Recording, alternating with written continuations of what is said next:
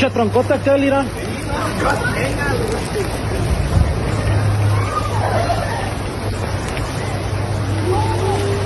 Nature's fury has descended upon the Silver Port as a relentless weather system triggered catastrophic flooding across Puerto Plata province, leaving a trail of destruction, displaced families, and a race against time for emergency responders. As of the evening of May 1st, 2026, the province remains under a high-level weather alert as local authorities struggle to reach isolated communities. The crisis began in late April when a stubborn low-pressure system stalled over the northern coast of the Dominican Republic. What started as heavy tropical showers quickly escalated into a deluge that the region's drainage infrastructure simply could not contain. By Wednesday morning, the situation turned dire. The Camú River, one of the region's most vital but dangerous waterways, broke its banks with terrifying speed. In the municipality of Montellano, the river's surge swallowed the infamous Baden de Los Ciruelos, cutting off vital transport links and flooding nearby agricultural lands. Further east, the tourist hub of Sosúa and the rural district of Yásica have been hit particularly hard. In Sosúa, urban flooding transformed main avenues into rushing rivers of mud and debris. Small businesses along the coast reported significant damage as water levels rose over 3 feet in some residential sectors. "We have never seen the water rise this fast," said María Rodríguez, a resident of Sosúa. "In less than an hour, the street was gone, and the water was at our doorstep. We had to move the elderly to the second floor of the church." In Yásica, the overflow of several local creeks, cañadas, has triggered landslides, further complicating the efforts of the civil defense to evacuate high-risk zones. The devastation is not limited to the coast. Reports from the mountainous interior paint a somber picture. Saturated soil has led to several minor landslides along the Carretera Navarrete-Puerto Plata, forcing authorities to restrict heavy vehicle traffic. These communities, historically prone to flooding, are once again battling rising waters, with dozens of homes reported flooded. The provincial capital has seen its historic district lashed by winds and urban flooding, though the primary concern remains the surrounding rural peripheries. The Emergency Operations Center, COE, has placed Puerto Plata among 26 provinces under heightened alert. General Juan Manuel Méndez, director of the COE, urged residents to prioritize life over property. "We are dealing with a saturated landscape. Any further rain will immediately run off into the rivers," Méndez stated in a televised briefing. "If you live near a riverbank or a slope, move to a designated shelter now. Do not wait for the water to enter your home." The Civil Defense, Red Cross, and the Dominican Armed Forces have been deployed to the region. Rescue boats are being used in the lower reaches of the Camú River to reach families stranded on rooftops. While the human cost is the immediate priority, the economic toll is mounting. The tourism sector, the lifeblood of Puerto Plata, is bracing for a wave of cancellations. Furthermore, the agricultural heartland of the province has suffered a massive blow, with plantations of bananas and cocoa currently submerged under several feet of silt-laden water. The National Meteorological Office, ONAMET, warns that the atmospheric instability is not over. Forecasts indicate that the trough will continue to dump significant rainfall over the north coast for at least the next 48 hours. There is also a high risk of electrical storms and localized hailstorms. Meanwhile, the Dominican Red Cross is conducting response operations in several provinces of the country following the recent heavy rains, deploying rapid intervention teams, volunteers, and technical personnel to provide assistance to communities affected by the floods. In the municipality of Montellano, Puerto Plata province, the institution's teams are carrying out preventive evacuations and community support in the sectors of Los Ciruelos, El Saman, and Villa Melesia due to the increased flow of the Camú River, a situation that keeps the teams in operations on the ground.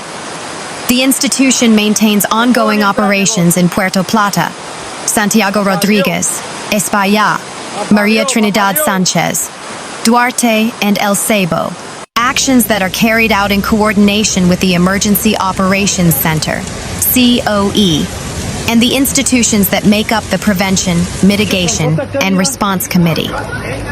The Dominican Red Cross reiterated its call to the population residing in areas near rivers, streams, and ravines, as well as those living in areas prone to flooding, to stay attentive to official information, avoid crossing watercourses with high flow, and follow the recommendations issued by the authorities.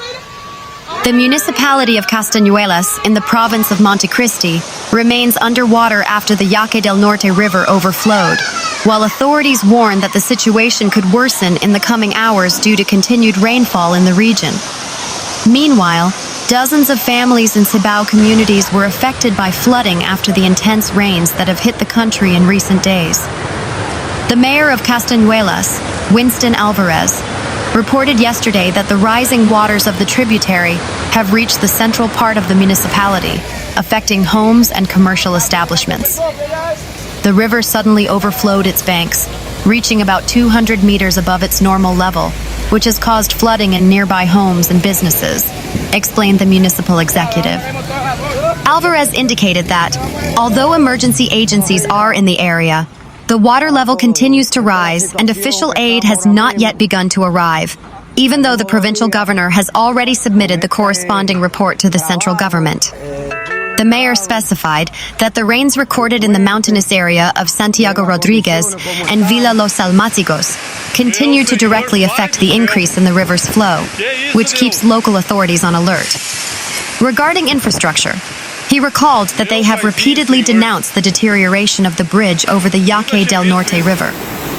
We know it's in the bidding process, but so far we have no concrete information about its repair, he stated.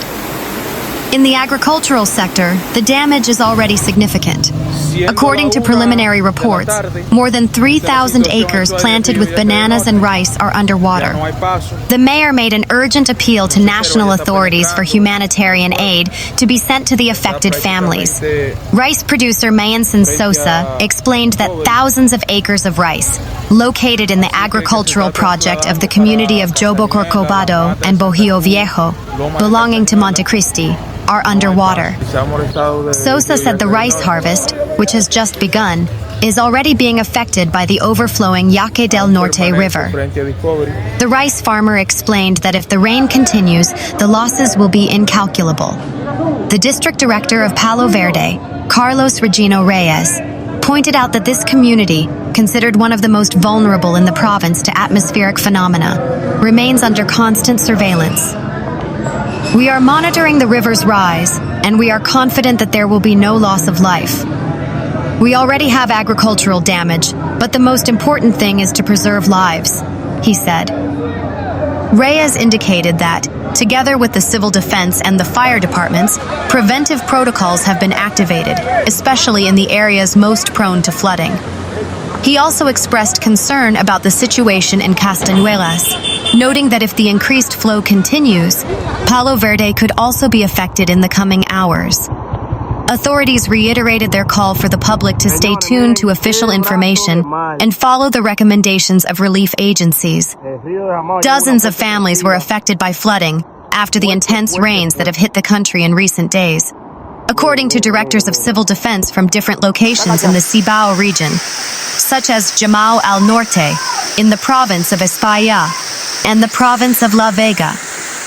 Maria Mercedes Camacho Rosario, head of civil defense in Jamao al Norte, said that at least 15 families had to be displaced from their homes and moved to the homes of other relatives due to the accumulation of water that penetrated their houses.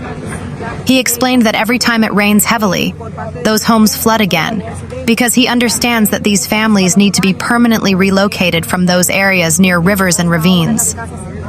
Government intervention is needed to relocate those people living in such vulnerable areas because it poses a tremendous risk to those families, Camacho Rosario stated. According to the head of the relief organization, the community of Arroyo del Agua, as well as the Los Brazos sector, is prone to flooding. That is the community that most needs to be relocated from the area. It becomes completely isolated when it rains. There is no way in or out when the rivers swell, stated Maria Mercedes. These recent rains have even caused the Yásica River to suffer a historic overflow above the level of the road and penetrate places it had never reached before. The Civil Defense of Jamao al Norte has 45 active members distributed in different locations, and they remain vigilant in the face of rain alerts. Here it dawns clear and the day is sunny, but at 3 o'clock the rains begin, and they don't stop until 7 o'clock at night. And we have floods almost every day, he added.